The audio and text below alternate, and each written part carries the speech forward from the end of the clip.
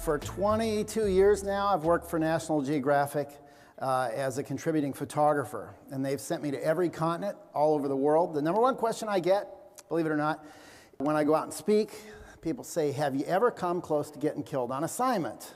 One lady asked me if I ever had been killed on assignment.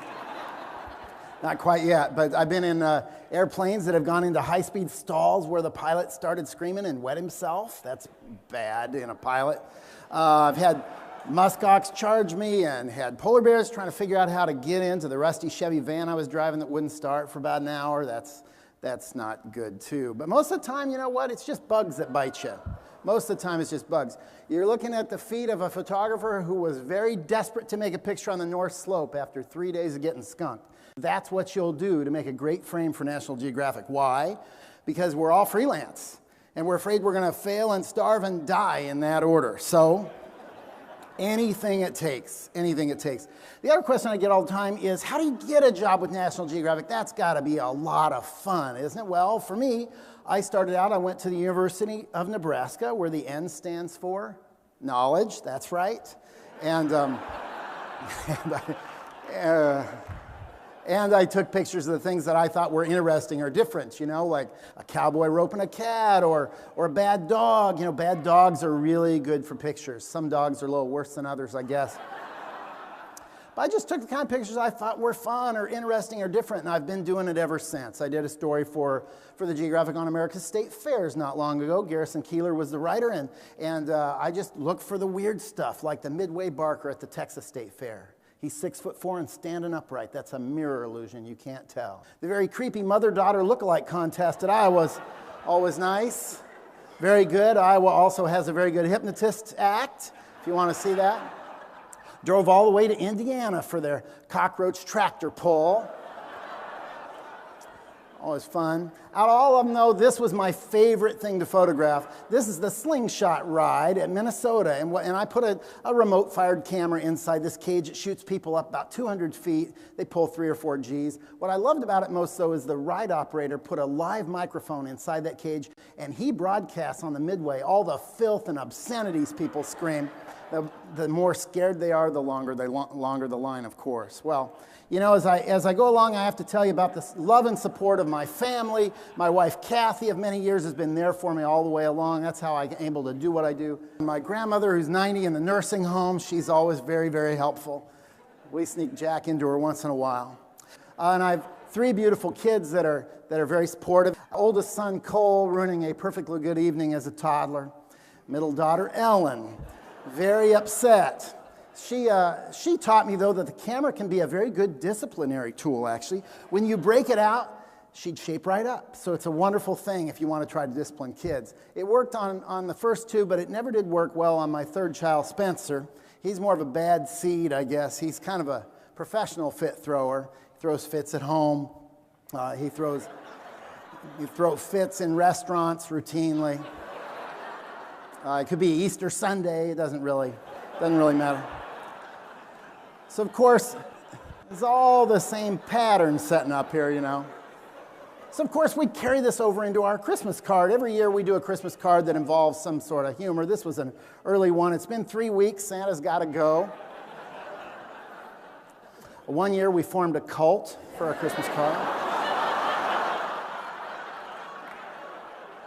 Got me a little wife there, evidently. The year after that, we were so late getting our Christmas card out. We were really late. Christmas is over by the time we finally got it shipped.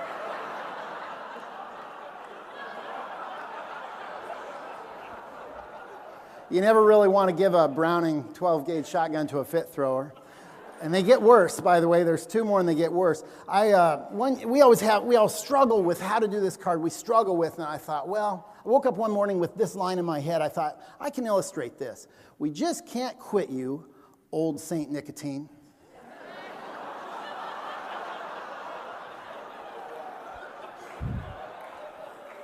There's one more, and it's a lot worse than this one, by the way. So we had some health problems in our family last year, and people wondered whether we'd even do a card, and I said, let's go ahead and do a card. We already got a picture of the worst moment of the whole year. Let's just send that out. It's just a Baby Ruth bar. Or is it a Baby Ruth bar? All right, we should talk about conservation a little bit, shouldn't we? You know, when I go out and do these conservation stories, I'm doing it the same way. I'm just looking for interesting, weird, funny, odd pictures. I did a story on grizzly bears.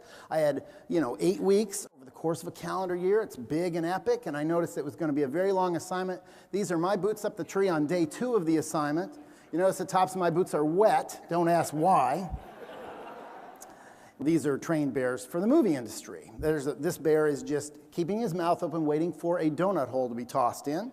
That's it. They're trained bears to roar and maul for the movie industry. And so I spent 1 week out of my precious 8 weeks assignment time just to hang out with movie bears in California. Why? Because I was afraid when I went to the wild, the bears wouldn't necessarily care that I was with National Geographic and show up to get their picture taken. So when I did go to the wild, I went to the most visually loaded place I could, Brooks Falls, very famous place for a few fishing bears that stand there and catch salmon in midair. But I needed to get more than that because every assignment could be your last if you don't do a great job. So I knew that this was home to the bear paparazzi. I could make a twofer out of this. You stand on basically a big patio deck and wait for an hour, and then you're on for an hour, and then you're shoved off. But then when all these photographers go back to their tents in the lodge at night, I'm out there trying for a threefer, laying along the edge of the river, trying to get something nice and close. And I do all this to try to convey this story to you guys. Basically, the story of bears isn't all these wild and sexy pictures, it's this. Bears get into our garbage, they love our garbage, but a fed bear is a dead bear, and these bears that get a little bit more aggressive, they get shot.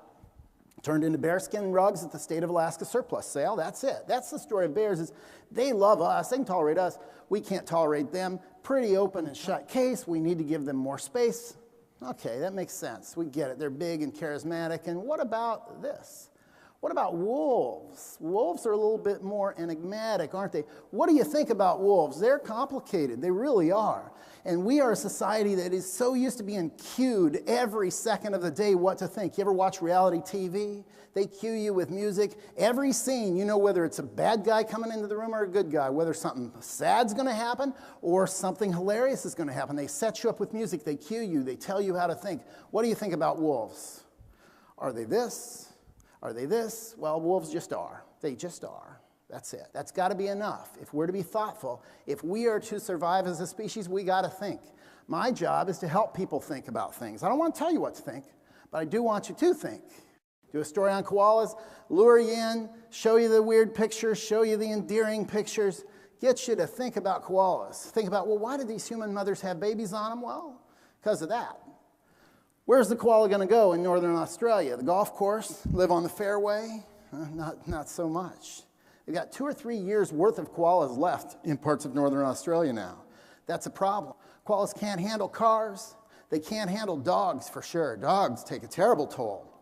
I did this whole story with all those fun pictures to show you this picture right here. I knew I was going to make this before I even left.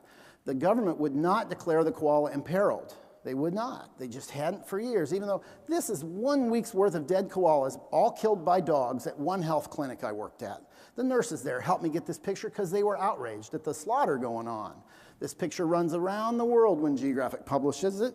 It's picked up by wire services. A few weeks later, the Australian government says, yeah, okay, in northern Australia, we'll declare the koalas imperiled. That's a good thing. That's a good thing. I can't say the picture did it for sure, but it didn't hurt.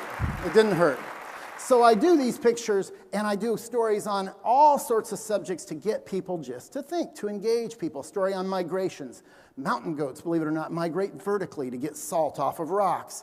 The border wall, no matter what you think about that politically, the border wall is bad for animals. They can't get past it.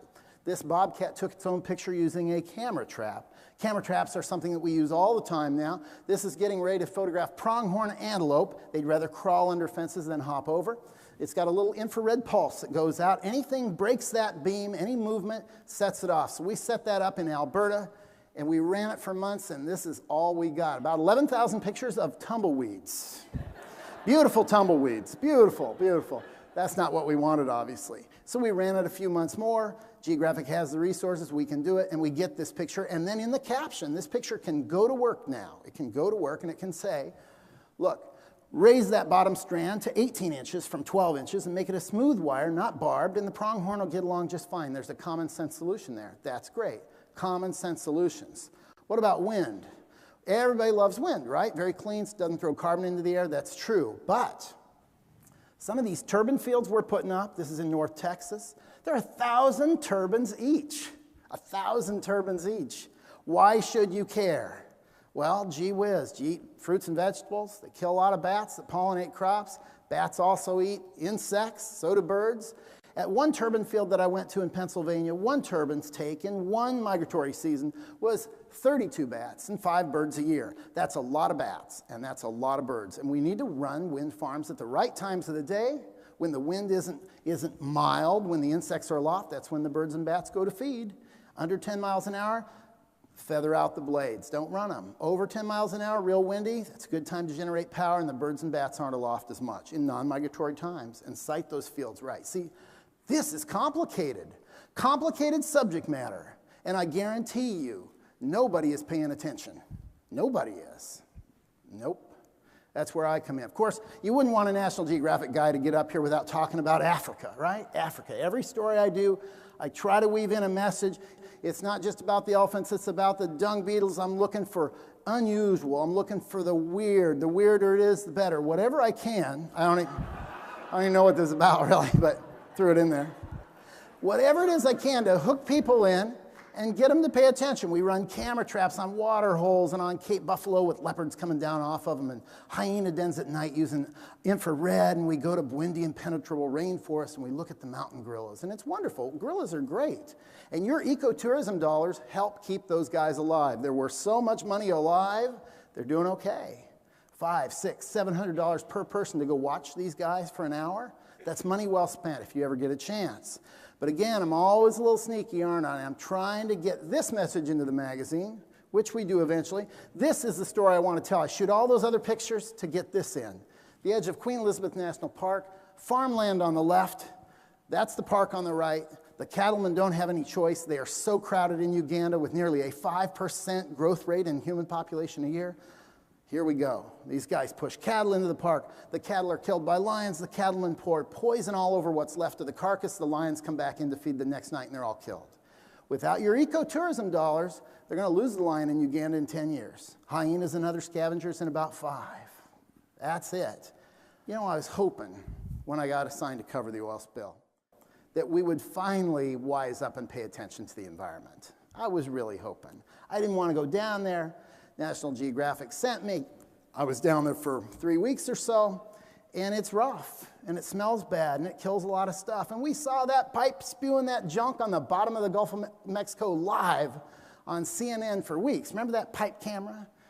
Did it change the way we operate a bit? It didn't change us a bit. Why? Because the price of the pump didn't go up, and we don't really care that much. To be honest with you, we want our way of life to remain the same. That was the bitter lesson for me on the oil spill story. And with that, I started thinking a little differently. I started thinking that way a little before then, actually. Now, wherever I go, I take with me black and white backgrounds. And I do portraits of animals that I try to look them in the eye. That guy was going to be made into stew that night. Well, now he's immortal. I'm very concerned about amphibians especially. Climate change and a fungus that's sweeping the world has put them all at great risk of extinction. Half of all amphibians are going to go extinct in the next 10 years or so. Parts of South America have already lost 40% of their amphibian diversity. Why should we care? That's a great question. Why should we care? We'll talk about that a little bit. This one's down to about 8 or 9. 6, 3. You're looking at the very last of this one. This is at the Atlanta Botanical Garden. That's the very last Rab's fringed limb tree frog. Very last one. And when I'm there and I'm taking its picture and shooting a little video, I'm thinking, will this make a difference? Will this matter? How many of these will it take to make a difference? What do we have to have happen to get people to care about extinction? And it is coming. It's going to hit us like a sledgehammer. The last dusky seaside sparrow, the last passenger pigeon. We started extinctions long ago. It's not a recent phenomenon. The last Columbia Basin pygmy rabbit. Still, does anybody care? Not the public, not much. How do we get them to care about an aquatic roly-poly bug the size of my fingernail that lives in this hot springs? How do we do it? What do we do with something that doesn't even have eyes? Clams, 75, 80% of them are now in need of federal protection. They tell us our water is filthy, and still we don't do anything. What to do? I've started this project now called the Photo Arc. And basically what I'm doing is going around and doing these black and white backgrounds because it's a great equalizer and it shows the beauty and grace and power in a mouse. He's no less important than a polar bear. That tiger is no more important than a tiger beetle. And so I go and go and go. And the goal now is to photograph all captive species on the face of the earth. Sounds like a big job. In the world zoos and aquariums, there are about 6,000 species. I've been at this 8 years. I've got 2,855 species as of last week. I'll keep going until I drop. I figure another 10, 15 years, if I live that long, that'll get us there. So why? Well, I don't know what else to do. I'm desperate, to be honest with you. I don't know what else to do. Just show the funny things, the very, very rare, the Sumatran rhino. We show the odd, the weird, the unusual. Sure, whatever it takes to get people into the tent. I must get people into the tent. There's no time to lose on any of this stuff. Primates especially. Boy, are they being hit hard. Very hard. Because they taste good, they're easy to hunt. This is a huge problem. Why should we care? And how do we get people to care? Well, why you should care is it's folly to think that we can doom half of all species to extinction and not have it bite us very hard. We're mammals, after all. We are species ourselves. We must get people to care. It's absolutely critical. We do not know how many of these we can kill off without killing off ourselves. It cannot be. It simply can't. But how do we move people to care? That's the question. You notice there are no pictures in here of chimps. Not a single picture. I'm going to show you why in just a second. But first, look at these guys. Can we do it? Sure. Whooping crane, 20 birds. Black-footed ferret, 18 animals. Mexican gray wolf, 18 animals. California condor, 21. We can do it. We can save them. We've saved these guys. Most of what you've seen can be saved, 90% of it. But we must pay attention. No chimps. Here's why. What do you think? So pretty good? All you can do is hope. They're pretty strong. I hear they could rip your arm off and beat you to death with it, right? Exactly. Yeah, pretty much. So now, doesn't this look nice? Doesn't this look nice? How long will that last? 60 seconds?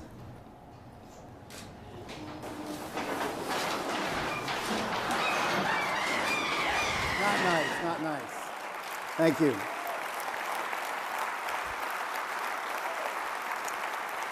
Thank you. Let me just say this to sum up. Where do we go from here? Well, here's where we go. I'm going to use my daughter. You counting on that generation to save us all? She's afraid to be more than 10 feet away from an electrical outlet. Forget it. But she can help. She knows that how you spend your money is critical. Big deal. Every time you break out your purse or your wallet, you're saying to a retailer, I approve of what this is made of, and I want you to do it again and again. That's the power to change the world. Get your kids off the couch and get them muddy. Take them out fishing. Even the fit thrower likes that. Do it.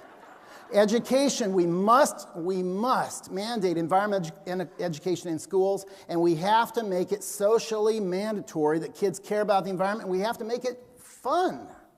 We have to make it fun. We have to make the environment as popular as Taylor Swift and Justin Bieber put together. Can we do it? Absolutely. From my front lawn on any home game Saturday in the fall, I hear this tremendous roar, a cacophony of sound and spirit for a football team. And I think, holy cow, if I had 110,000 people that cared that much about something that actually mattered, the future of life on Earth, could we get things going in the right way? Yes, you bet we could. And for those of you who still doubt, listen to the words of Margaret Mead. She said, never doubt that a small group of concerned citizens can change the world. Indeed, it's the only thing that ever has. Thank you. That was amazing. Thank you. Great job.